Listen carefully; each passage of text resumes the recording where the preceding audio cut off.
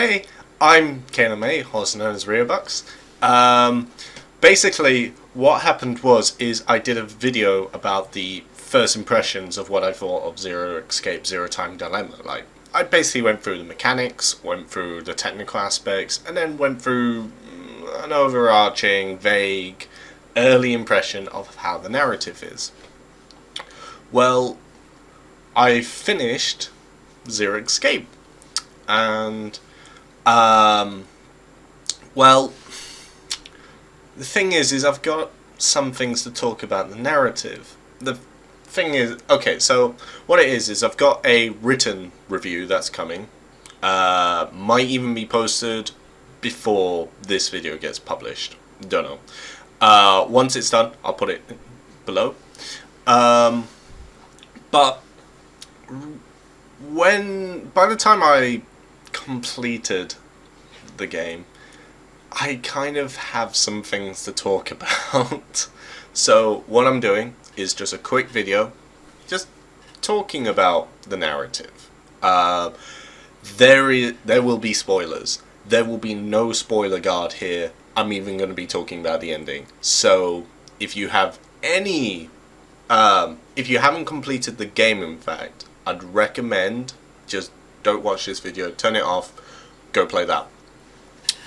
So, I'm going to start from the beginning of what the objectives of the narrative was to me. And I'm a huge fan of the series, by the way. Like, Zero Escape, Virtue's Last Reward got me into the series.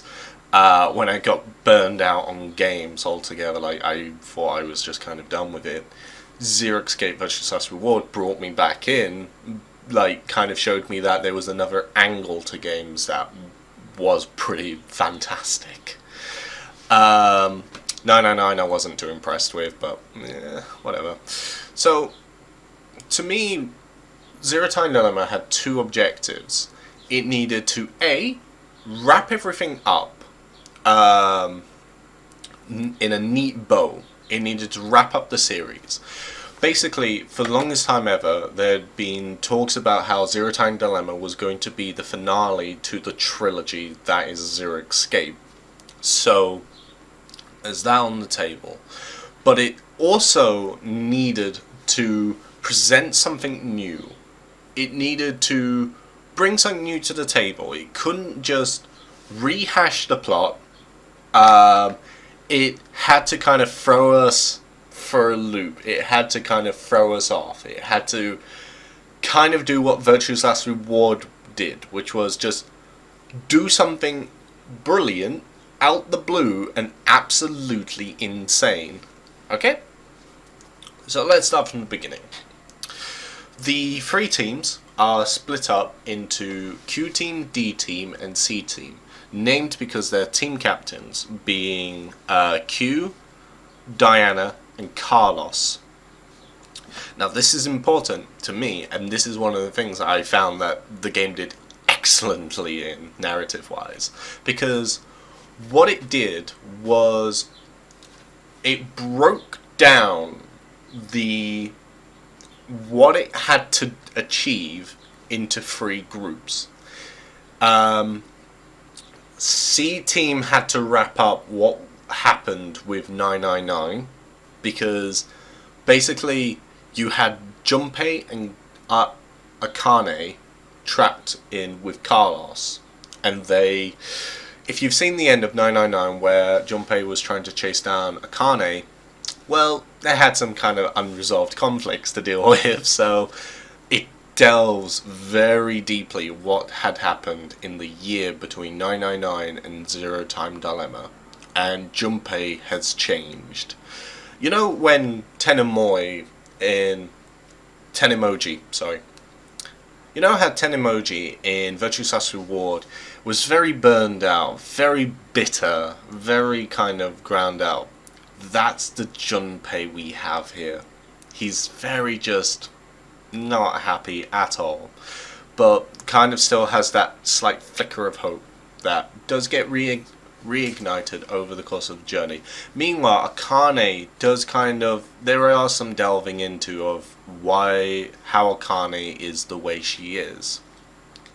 even some subtle hopes of, like, even some subtle hints of what might have happened. And I'll get to what I mean by that by the end of the video, because there is something this game does that I'm not happy with, and that rolls into it. So, have a little mint. Okay, so Diana, if the name hints at anything, like if I really thought that mint was going to be okay, it's not. So, Diana was basically going to be Sigma and Phi from Virtue's Last Reward. Like, those two are trapped in. And this was significant in the sense that Phi's been this mystery figure. Even by the end of Virtue's Last Reward, no one knows who Phi is, no one knows what her deal is, no one knows why she can shift, no one knows anything. And Sigma is now old Sigma, trapped in young Sigma. So you're kind of understanding the mentality of Sigma. And well, that loses its mind really hard. Really hard. So, okay, so the early impressions, when I was saying about how that chain goes in a very interesting direction, what it was is there was a scene where it's based slightly before the events of the game, to when they're doing the Mars mission thing, and Phi has this moment where she just wants to hug Diana, and and then shortly after there's this like scene where Phi is just about to be burned by an incinerator, and her final words was "I love you." Now, at that point, I thought they were going to bring in a love story. Like, it would have been so... Like, it would have been kind of out there a bit. Like, the idea of Phi, like, loving Diana like a partner. It isn't that. It's more wacky than that. And sadly, that's kind of where the game starts to break down by that. And I'll get back to that, because that's going to be the final twist where, like, that's where I'm really going to be focusing this video on. I'm just kind of wrapping everything up. Q team was all about basically the present. It was all about introducing new characters, new about the scene. This is where the game kind of falters a bit, because in 999 and Virtue's Last Reward, there's always this kind of talk about this is why you are here. Sadly, they do delve into who Mira and Eric is, really in depth, and there are some crazy things that happen with that. Q as well, although Q to a lesser extent. Like, Q is more like a fast punch, like, just says, this is who Q is, and it just... While Eric and Mira is a more slower burn of insanity, as you slowly begin to unravel who they are. Like, Mira is this, like, serial killer who cuts people's hearts out because she can't understand emotion. And Eric is this just happy-go-lucky guy who got abused like no tomorrow during childhood, and now is kind of like trying to always stay happy and has a bit of a temper, because he was always told to smile even when the times were hard, and even when his father was beating the hell out of him and choked his brother to death and made him dump the body. Yeah, Eric's a bit So, however, the only reason they're part of this, besides blind coincidence of they all signed up with DCOM, was, for whatever reason, the mastermind decided that he wanted to link everyone's story together. Everyone's personal tragedy. Like, he keeps bringing up this story that happened about 15 years ago. About how when a snail got in the way of a path, he... when a snail got in the way of a path, a runner decided to go down a different path. And it ended with the runner getting murdered. And the murder... and someone was falsely accused, and from this it ends up going through the big reveal that the murderer was Mira. Like, Mira murdered this random runner. This random runner turned out to be Eric's mother. And from that, so I'm currently trying to put down a timer because I forgot to run it, just to make sure that I don't run on for too long. Okay, got time running. Sorry. And then the runner was Eric's mother. Mira murdered Eric's mother. From that, a taxi cab occurred, where Mira called a taxi cab that a doctor took instead, and they got into a car crash, and it killed the doctor, which therefore killed a child in the hospital. And I think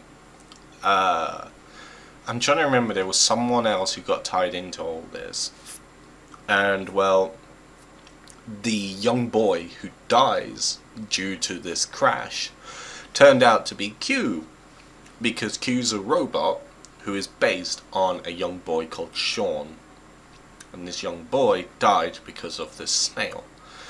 And it just doesn't tie it in, not strong enough. It doesn't tie it in why they had to be at DCOM, why they had to be part of this event. I mean, Akane Junpei, Fine Sigma, it makes sense, and Carlos and Diana both make sense in the sense that they do tie in very strongly, because Carlos, it's revealed, can shift through time in a similar way that Sigma and Phi can as well. And it turns out, oh by the way, and this is where the game starts to falter a bit, it turns out that Akane and Junpei can do that as well. They can do that. It's not just morphogenetics field where they transmit information across time and space. They can transmit their body. And it's like, really? Like, they're kind of changing the rules is why I was a bit bothered. Like, they're suddenly changing the rules of what Junpei and Akane can do. And the thing is this is all of a sudden. This is over the course of just a year difference between 999 and Zero Time Dilemma. And it's a bit... Okay, so let's get to the big deal, the big centerpiece of what I'm kind of trying to dance around before I go in with the swipe. So, it's revealed that through the Diana timeline. So, Virtue's Last Reward always mentioned about how Diana was a big deal to Sigma. A big, big deal. Enough that he based Luna on Diana. And they delve into that. Like, they say that Diana went to the base, lived there for 3 years, got very close together, but died because she had an underlying illness. Which, it's a bit random, but I can roll with that. I don't mind. Like, basically said there was an underlying illness in her blood that was made significantly worse by the atmosphere of space because of low gravity. Which I can roll with that. I might, me, myself, I personally might have a blood disorder that means that at high altitude it can clot. And okay, I can roll with the idea that Luna's got something similar. Like, Luna's got something similar where it's like, on low pressure environments, her blood just starts to go, begins to clot, do odd things. I can roll with that.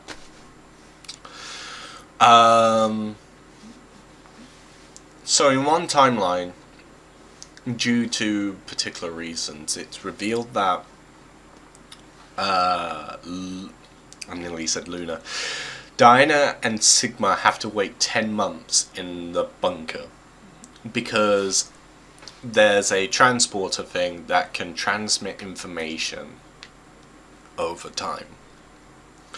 Like atomic data. So it can theoretically rebuild someone. Like it, which leaves the person behind, which is a bit of a sad thing. You know, have fun with the headcanon of what the like. Okay, I'm dancing around the issue. I may as well get to it. So, for the 10 months, Diana goes through a few breakdowns, and it's kind of really tragic, really horrible what they delve into about Diana. Like, not only her backstory, but also how she kind of just starts to really go a bit nuts over the course of like a month or two. Which, fair enough. I'll go wrong with that. Sorry, mint got stuck. Got one of those soft mints. So, yeah, I'll roll with that. So, Sigma and Diana fall in love. And they fuck. You know, they have sex. And turns out Diana gets pregnant with twins. Now this is where things go a bit So the reason why they were jumping around in the first place in this transporter was they were trying to find a history where Phi is still alive. Now, the first thing that probably springs to mind is, why didn't Sigma just mind jump? Reason is, Diana would have been left behind. She can't mind jump. She can't go through time. By the way, it's called shift. So I'll just say shift from now on. So yeah, she can't shift through time. So that's why they have to use this transporter. And what happens is they go to a timeline they think she's at, and it turns out she's not. Phi's just not there at all. If I recall correctly, they jumped to the timeline that technically Phi and Sigma got out and infected the world with Radical 6. Oh. Forgot to talk about that part. By the way, yeah, they wrap up the timeline that goes to Virtue's Last Award. It works. Just what it boils down to was mirror. Okay.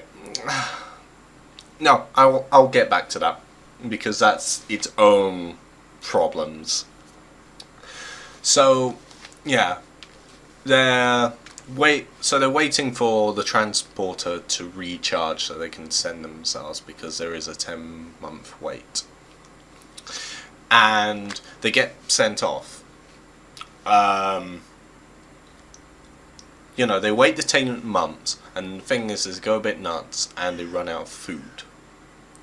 And in this time, they fall in love, and Dinah has kids. 2 of them. And they decide on names, and they decide to name one of them, like Dinah's just like, Sigma, that's based on the Greek alphabet, isn't it? And he's like, yeah. she's like, well, my name's Diana, D, goddess of the moon. Yeah, goddess of the moon. So wouldn't it be good to use the D Greek symbol, Delta? So they named the boy Delta. And then they have a go. And Sigma's just like, I may as well use a similar thing, but I want to use a name that means a lot to me. I want to use a name that's close to me. Gonna name her Phi. You see where I'm going with this? So they then decide, well, we want to send them back to a time that before this current Zero got a hold of this transportation device. I don't want my kids to fall in their hands. So they send him back apparently to the early 1900s. And which is weird in itself because he said that he wanted to send him back before Zero got it, like the transportation device. But the thing is the Zero got a hold of the transportation device roughly around 2008, 2009. So he had technically about 100 years to pick from, and he, for whatever reason, picked early 1900s. Scientists then decided to transport Phi, the baby girl Phi, to 2008. So yeah, by the way, Phi is related to Sigma and Diana. And Delta, by the way, turns out is Zero. The big hint that's dumped on us that Delta is Zero behind all this. I'm trying to think, there was a weird hint where they mentioned no, sorry, it's gone. But yeah, Delta is Zero behind this. Delta is therefore brother. See where the problem that's really starting to arise here? Basically, this fanatic, this who did save the soul, his main motivational drive was meant to be the fact that his brother had died. But it's the brother turned out to, they did this kind of thing where they said, oh, by the way, yeah, the brother isn't blood relative, just adopted brother. It just felt a bit just offhanded, I think is the best phrase to use. It just felt a bit offhanded. But then again, it's kind of revealed over the course that Delta basically says, with the final reveal of him orchestrating this entire event, that he has complex motives. And the extent of his motives are never, ever, ever delved into. He just keeps saying, I have complex motives. I have complex motives. Complex motives. The closest is he says at first that he's there to make sure that he releases Radical 6. Because Radical 6 apparently acts as an antidote to a more, well, it's even better than an antidote. It acts as a immune system thing, in a similar way as smallpox and cowpox. Smallpox and chickenpox. I think that. Anyway, so it's the system of one disease attacks another, and well, it turns out that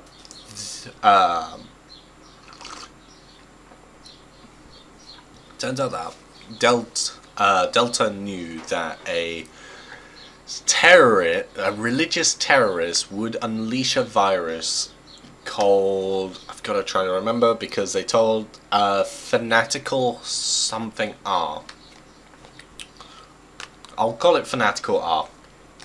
So this terrorist was going to release Fanatical R onto the world, and it has 100% kill rate. While Radical 6, by its design, has, well, not just by its design, because Delta knows what's going to happen. He knows the future.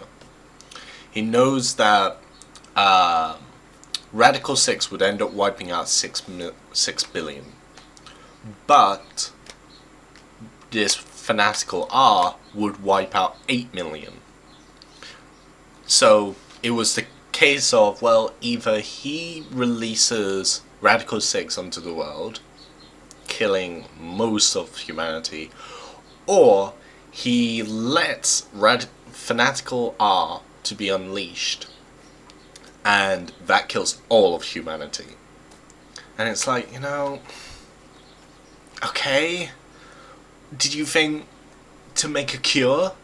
Like, did you think to just cure Fanatical R? Did you think to just do that instead? It bothers me. Like, that twist kind of bothers me. He also, his favourite phrase is I have complex motives. I have complex motives. And it's like, it doesn't fly.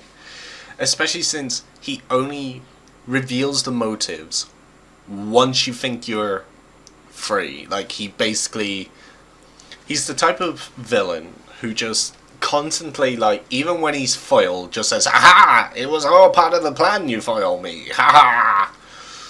It was all part of the plan, you managed to ruin my experiment, because now you are all united against a common threat. And I told you this common threat is this fanatical religion, which is very similar to Free the Soul. Ha ha!" Yeah, so basically the ending leads off basically saying, oh, by the way, yeah, Zero Time Dilemma is not the final game. You still have more, because you still have this fanatical religion who is about to unleash Armageddon onto the world. Like Delta basically says, yeah, nice breaking the world, but since you're all united, while you're at it, why don't you fix this threat that I was trying to fix in the worst way possible by, I don't know, thinking of a way to immunize it? Like, the thing is because we've established shift exists, why don't, and we've established the cast who are about, who, by the way, by the end, can suddenly all shift. Just, even Eric and Mira, who they establish cannot use shift, just all of a sudden they can shift. By the way, we need to get this ending to work so they can shift. So, yeah, so they do it so the fanatical, so there's nothing stopping someone from shifting from old age in the world that gets screwed up after discovering the cure of Fanatical R. Shifting back with the same mindset, with the same idea of how to immunize it. Like, properly immunize it, not just create a counter disease for it, and then create immunization. But then again, I admit weak knowledge of biology, so I'm sure a biologist will slam me in the comments. So, oh, and by the way, yeah, so how they reveal Delta is, it turns out the point of view of the entire game is Delta. Like, he's got cameras fixed in his glasses that, like, there's cameras dotted around the entire place, and that information gets sent to his glasses that he just watches. And he's just a patient observer, and for whatever reason, just all the shots avoid showing Delta. Just somehow. And it's just... It's the same twist. Okay, I'm just going to follow that statement. It's the exact same twist of Virtue's Last Reward. It's the same twist. It is... We've done this horrible experiment where we want to stop a religious organization by doing something pretty horrible ourselves. Oh yeah, and this religious organization is about to unleash a virus. We're going to stop that by doing this horrible experiment, and the antagonist is the person who's viewing the events. It's the exact same twist, and that so annoys me so much. And okay, so to recap back to when I was saying the objectives of Zero Time Dilemma. It had to present something new, it had to wrap everything up. It does neither. Because it doesn't do something new, because it's essentially the same twist of Virtue's Last Reward. It's actually the same twist. And it doesn't wrap everything up, because so not only we've got that hanging, dangling thread that is the we've got that dangling thread that is now this religious organization that is about to unleash radical R. Sorry, fanatical R. By the way, fanatical is a bad name. Not only we have that, they do delve into what some of the other cast. So they do delve into most of 999. And they even hint, like, saying, yeah, by the way, you know Ace is in jail, right? You know Seven's still about. Oh, that reminds me of another thing that annoys me. Before I'll just flip back. So, Junpei is now a detective. It seems like the cast of 999, ever since the events, have just all becoming, like, detectives. The exception is Lotus. Like, Ace is in jail, yeah. In fact, yeah, let's go through the cast. Snake ends up joining an organization. Santa is, like... Santa basically is part of, like, Akane's deal. Clover ends up joining an organization. Junpei is a detective. 6, yeah, that's Akane. Akane basically creates her own organization to prevent this mess. 7 is a detective. 8 is Lotus, who doesn't do anything, fortunately. And 9 got blown up. So it's just a bit awkward that they just keep... I think what bothers me is they just kept reusing the same idea over and over again. And the thing is for a game series that is so much about twists, like, if you haven't played the games at all, and I'm spoiling this game for you, I admit the game's going to be worse now because you know the twists. And it just kind of infuriates me that's the case. That everyone just keeps becoming detectives. Okay, so, yeah. So, here's the dangling thread. So, yeah, Radical R, they leave the dangling thread. Clover and Alice is still a dangling thread. They do not address what happened to them. Now, you may argue, Virtue's Last Reward said that they were part of an organization, they were frozen. straight away. Like, they got kidnapped the day like a few days before. Which means that Akane knew this was going to not work, or at least may possibly not work. And due to this, kidnap Clover and Alice. So it goes a bit off the rails already. Now, let's go even more off the rails with what's going on. So, so I'm trying to think what it was that was kind of really odd. Oh yeah, so at the end of Virtue's Last Reward, there's two things that occur. The first thing is the fact that a unknown person enters Kyle's body in Virtue's Last Reward. Not addressed at all. Still don't know who it is. There might be theories. Don't know who it is. The second thing is they mention at the end that there may be a way for Clover and Alice to get back. By the way, that, again, not addressed, not brought up, nothing happens of it. It's just... I mean, yeah, it's just, at the end of the day, the entire game, okay, so, if I've posted the review already, you will have known what the score is. If I haven't posted the review, the score that I'm thinking of is about an 8.5 or a 9, because for its writing, it is punchy throughout it. But the more I think about it, the more I think of like a boxer.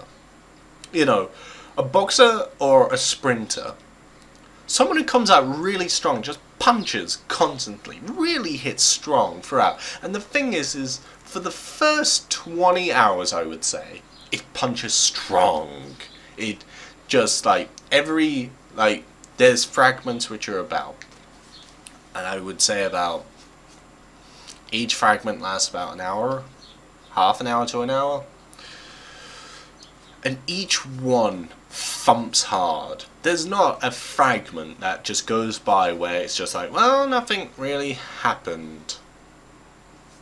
There's at least one significant heavy punch. But for all that, towards the end, Delta is just forced. Fi's kind of just waved away as, yeah, by the way, they're related. Like, it's not like Phi recontextualizes some particular events. It doesn't. And the thing is Phi being related to Delta doesn't make whole sense, because it relies on the coincidence that the doctors in the early 1900s decided to send Phi's Phi's body to the future, just for no reason. And that so annoys me so much. It just happens for no reason. And Delta being brother, like, the thing is I admit I half expected a villain that was going to be one of those moments of, oh damn, this recontextualizes everything. Sadly, it recontextualizes basically nothing. It doesn't recontextualize much. It just... So, overall, like, I guarantee as soon as I turn this camera off, I'm going to remember something else where it's like, oh, Christ. But for the first 20 hours, I really had a fantastic time. It was pretty amazing. Very brutal. God damn, there is so much murdering that goes on. But the latter half, as soon as they introduce Delta, as soon as he enters the picture, the moment the game starts to careen down a cliff very hard is the moment that Diana names the child Delta. because as soon as that happened, Sigma names the baby girl Phi, and it just kind of collapses from that. I think what this game kind of could have done with was someone to just run through the script, just look through the general plot, and basically just remind the writer, this is basically the exact same twist you used in Virtue's Last Reward. And frustratingly, I wanted this game to be the final game in the series. I did. I wanted it to end because, it would have fit. It would have fit amazingly. Because I don't think a series should keep going on and on and on and on. I think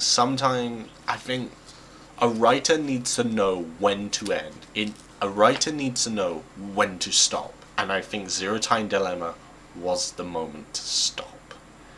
But for whatever reason, Katara Ukiyoshi? I'm probably mispronouncing his name. I'm really sorry. But for whatever reason, the writer just last minute decided that he wanted to leave it open-ended in a way that hints at a sequel. They even do this cut-off point where it's just decision game, have a gun, it's up to you if you want to kill me. And, Carlos is holding the gun, he is pointing at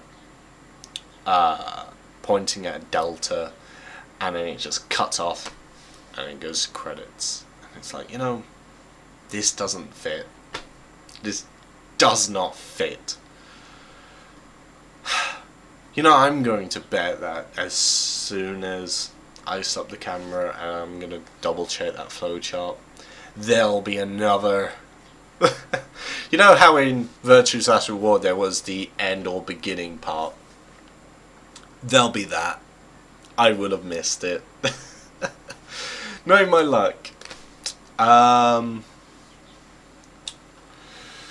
So, yeah, that's what I wanted to talk about with narrative. Just, as I said, it punches really hard. I really dug how they started to really wrap things up with Akane and Junpei. The plot loses its mind really hard a lot. And I love how it's punchy as hell. I love how Eric and Mira are twisted beings, but I felt they didn't quite play into why they were there in the first place. Diana and Sigma and Phi are amazing up to the moment that Diana names the child Delta. And Delta is just a cookie cutter villain. It's just no depth. He's just the generic villain. Generic villain number 2651. Just run of the mill. Smug idiot. He is what Ace was trying to be in the original 999. That's the best way to put it. If Ace was the villain of 999, the final person who set the game up, that is basically what Delta was. It's just generic. So generic. Yeah, that's it. So, yeah, I just wanted to go through what the plot was like for me. Leave a comment below with your thoughts of the plot. Maybe you had a better time with the ending than me, but I'm very dissatisfied. I kind of wanted the series to end. Not because I thought it was bad. I love the hell out of Virtue's Last Reward, but I also believe that a series should end before it goes stale. It should end strong. And Zero Time Dilemma is not an end. It's the continuation of the series.